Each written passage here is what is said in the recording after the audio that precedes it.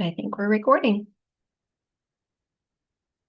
All right, so let me put the link to the presentation in the chat.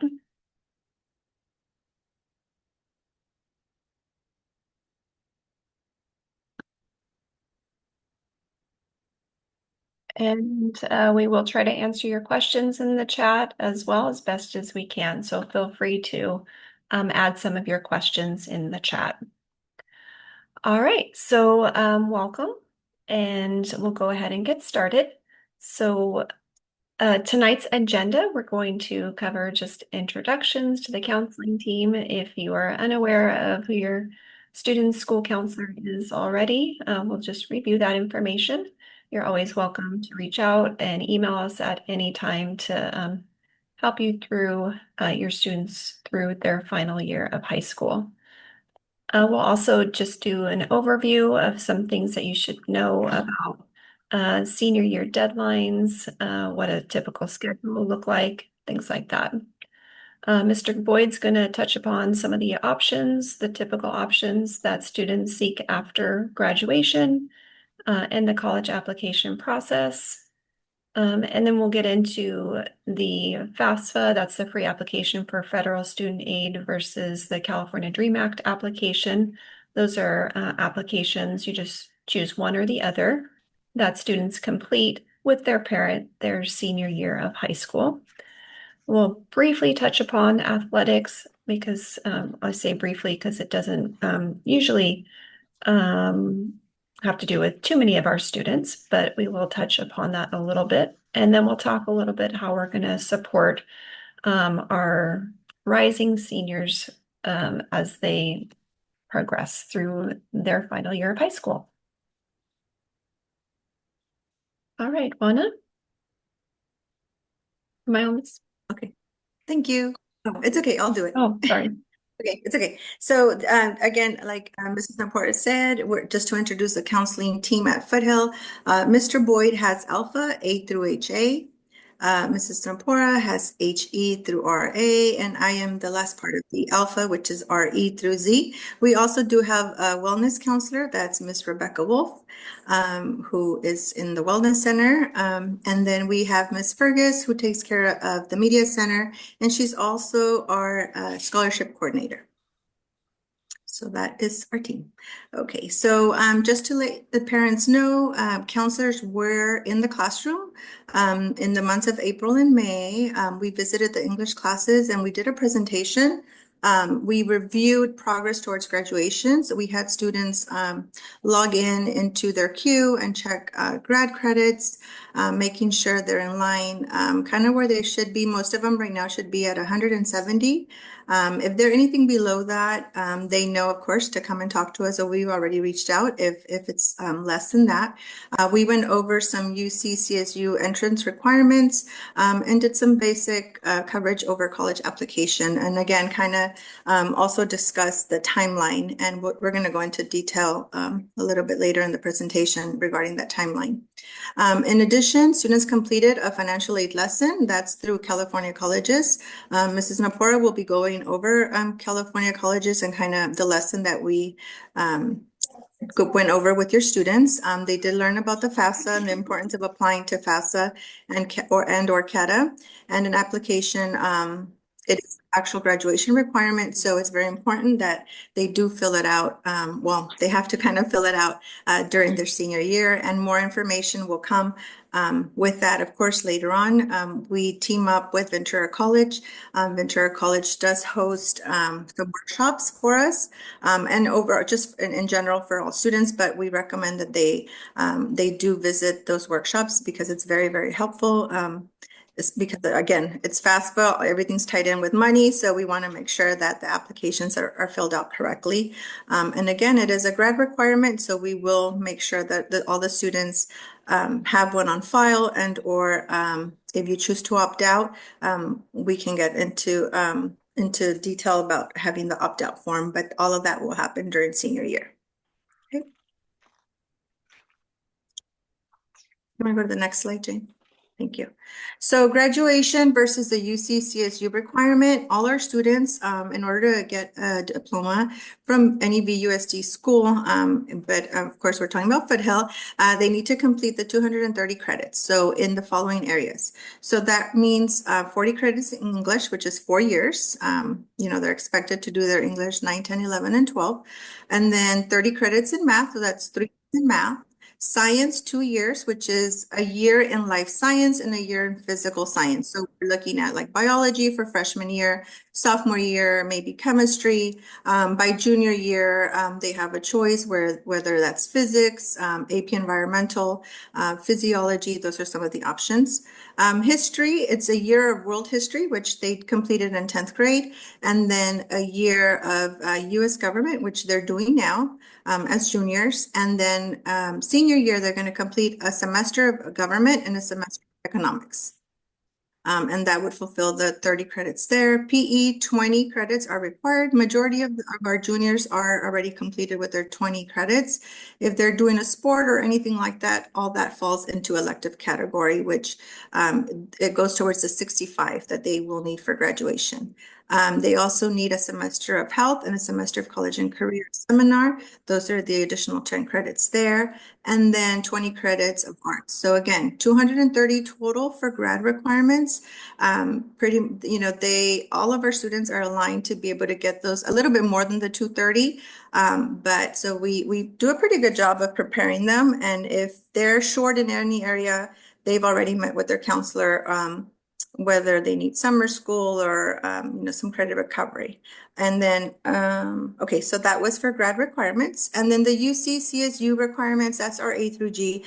Our poor students are probably tired of hearing A through G, because we always talk about A through G, because we are preparing them just for them to have options if they are considering going to a 4-year. We need to make sure that they have met their A through G. So that includes for the A, that's your history and social science, that's 2 years.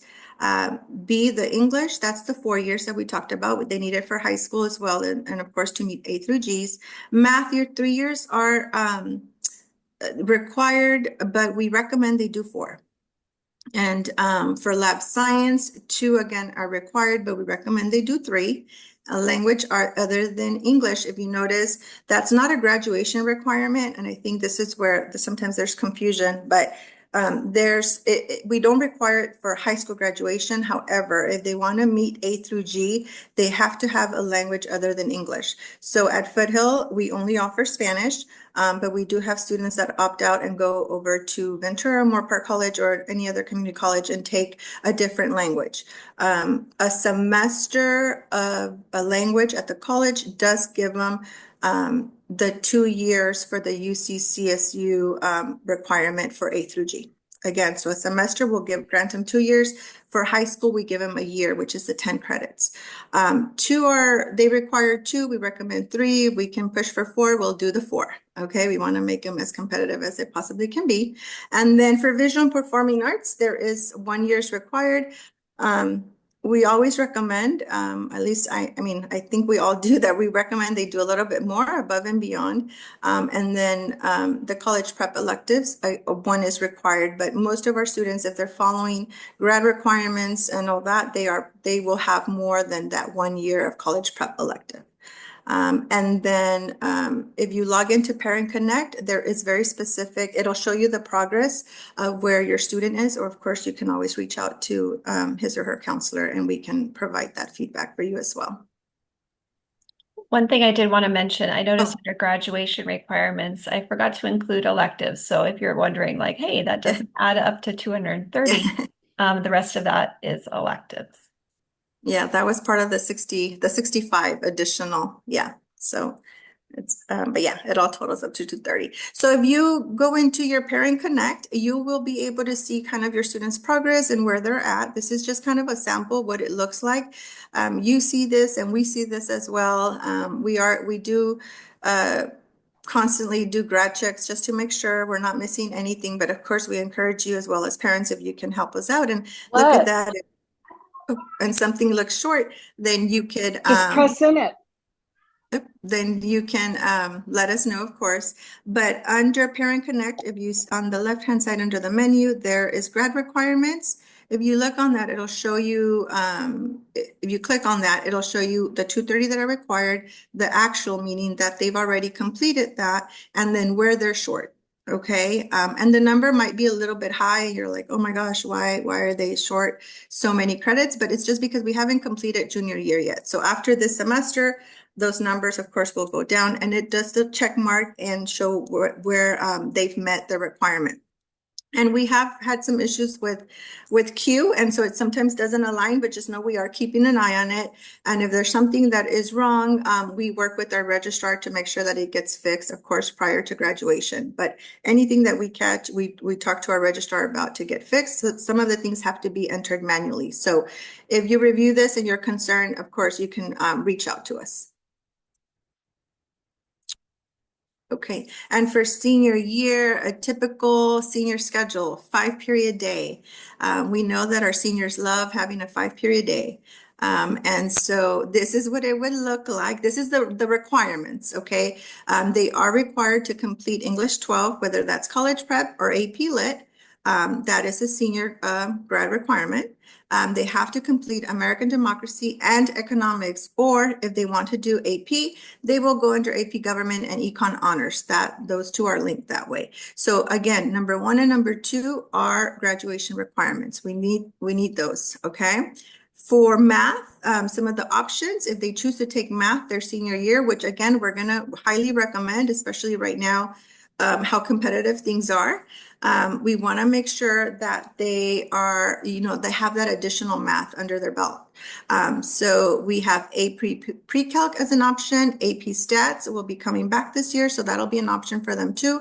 And then we have AP Calc, whether AB or BC, and of course Math 3 for if they're needing that 3rd year of math, that's also an option. So those are options that we are going to have at Foothill next next school year for our seniors. And then science, again, another recommendation, especially if they're going into some kind of STEM major, we want to make sure that they have science, an additional year of science, whether that be physiology. We are going to offer college prep and honors. So they'll have an option to go into either the college prep physio or honors. We also are offering AP environmental science, and then we are going to have physics or AP physics can be an option for them as well for their schedule. And then if they maybe did 3 years, they're completing their 3rd year of language, we are going to recommend that they do that 4th year, whether that be Spanish 4 or AP Spanish. And then they have a choice whether they want an elective or not. And then athletics, if they are a sport, if they're an athlete, they're going to continue in their sport. So again, the requirement is that they do have a 5-period day their senior year. Anything less than that, they do have to talk to their counselor. Okie dokes. And Mr. Boyd is up next.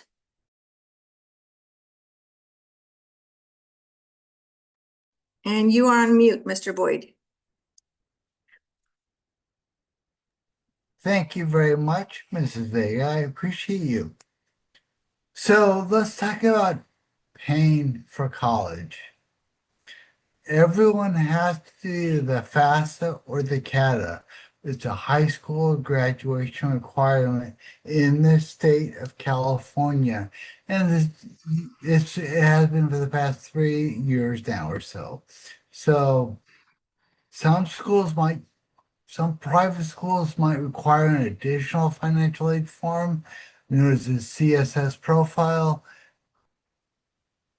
USC, for example, requires the CSS profile. So if that's you, but everyone needs to do the FAFSA or the CATA. Next slide, please. Okay, so do you do the FAFSA or the CATA? You don't have a choice. You do one or the other. If the student is a U.S. citizen with a Social Security number and their parents are U.S. citizens, they do the FAFSA, period. If the student is not a U.S. citizen, they do the CATA, period. There's other unique situations in there, but that is the gist of it. And there's one exception. If the student is a U.S. citizen and their parents are non-citizens and parents do not wish to share information with the federal government, the student can do the CATA as well. Again, CATA stands for California Dream Act application. So that's confusing. I know it is. We'll go over it again this senior year. Just please note it's a graduation requirement. Next slide, please. So there's also grants, which is through the FAFSA or the CATA. And there's scholarships for schools and organizations.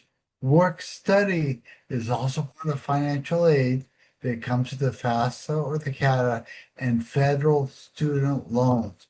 Probably the largest bit of student aid given out is to the FAFSA, let's deal with. So there's some links on this page, including the net price calculator. And when you guys get this in your email tomorrow, you can click on the link and kind of peruse around a little bit and see what you can find. Next slide, please.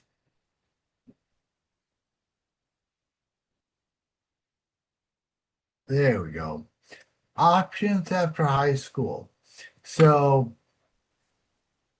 a student can always take a gap year. That's a big thing in Europe. It's not so popular in the United States, but they can take a year off if they're truly burned out and just can't see going to school.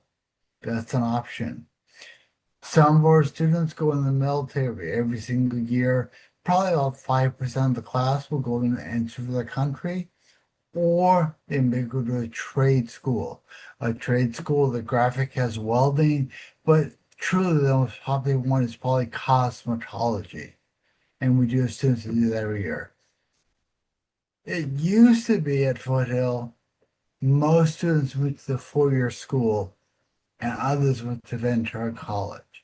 Now, and it's strictly because of costs, I'm well aware of that, most of our students do go to Ventura College, and then after Ventura College transfer. Certainly, my own daughter went to VC and transferred to Portland State University, where she graduated from. Ventura College promise, no tuition for 2 years. It's really hard to beat that. A requirement to get that promise grant is the students enrolled in full-time, and you must complete the FAFSA or the CATA. Then we go on to talk about applying to the Cal State system and the UC system. And of course, we do have students who have private schools and out-of-state schools every year as well. Next slide, please, Mr. Pora. Thank you much. Community college. You go to the community college if you want to obtain a certificate, just for a degree, right to a job. The most popular one is probably auto mechanics. It's a premier program at Ventura College, and starting next year, they'll actually offer a 4-year degree for Ventura College in auto mechanics. Promise grant I've talked about. And also, if your student really wanted to go to UCLA, to get to UCLA as a freshman, you kind of walk on water, okay? It takes an awful lot, but certainly you can go to Ventura College and transfer. Number one transfer is, of course, Channel Islands. Number two is UCSB, and number three is UCLA. So please understand, community college is a great route for a lot of our students, and parents do like the financial aspect of Ventura College. Next slide, please. There we go. Oh, going backwards. Backwards. We want to go forward. There we go. So for Ventura College, since most of our students go there, we will bring Ventura College over to work with our seniors. Okay. Step one, they all need to apply. I don't care if they've been taking classes at VC since they were in eighth grade. They all must reapply. Why? Because of the incoming freshmen. You have to do that. They'll complete the online orientation process. Step 2. We'll have VC come over probably in the month of November and work with the seniors to do that. Step 3, you do the FAFSA or California Dream Act. That window opens October 1st. We really want you to complete that during the month of October as soon as you can. Step 4, we take them over to a field trip called Pirate Days over at Ventura College. We usually do that in the month of March. And then in the month of April, they can register for their classes. So we're really tied to Ventura College, bring VC on campus, take the students over for a field trip. That again, that's what most of our students are doing nowadays. Next slide, please. Yeah, I just want to mention that Oh, please. the update for Zoom that I just did, I think it changed our settings for the district, and now we only have 4 minutes left on our Zoom, and I can't figure out how to fix that. So if we get cut off because our time's going to run out, then just wanted to participants will narrate this presentation and then send it out tomorrow.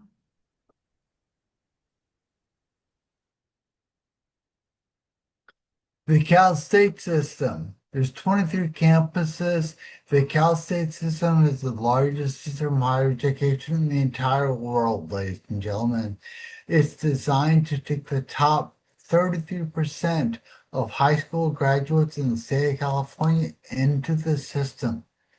That application window opens October 1st and will close December 1st this year. So even though there's 23 campuses, please know it costs $70 each campus the student applies to. So I told my own children they could apply to 4 schools, a couple of Cal States, a couple of UCs. Again, being a teacher, might be able to afford that, but I will share with you the application was cheaper when my kids did it. $70 this year, guys. Sorry. The requirement to complete A through G, you must have at least a 2.5 GPA. And for other more competitive Cal States, I think of San Diego State, I think of Cal Poly SLO, Long Beach State, much closer to 3.5 or higher to be real competitive. And again, there's some links down here. You can kind of see who's more and more competitive when Ms. Napora emails you this presentation tomorrow. Next slide, please. On to the UCs. I just wanted to also mention if we do get cut off, maybe try to rejoin and we'll try to restart our presentation if we do get cut off. So there's 9 UC campuses. Tuition quite a bit more expensive than the Cal State. And remember, that's just tuition. It's not room board, transportation, anything like that. It's just tuition. It's designed to take the top 12% of the graduating class every year, so it's much more competitive. This window opens August 1st, ladies and gentlemen.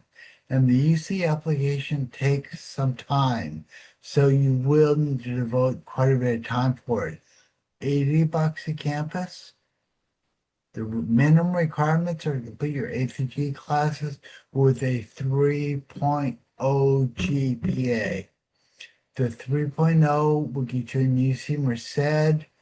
That's probably it. The other UC campuses really are depending on what your major is. 3.8, 4.0, 4.0 and above, that kind of stuff.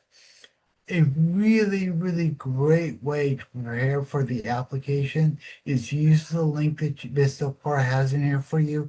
UCSB Admission YouTube channel.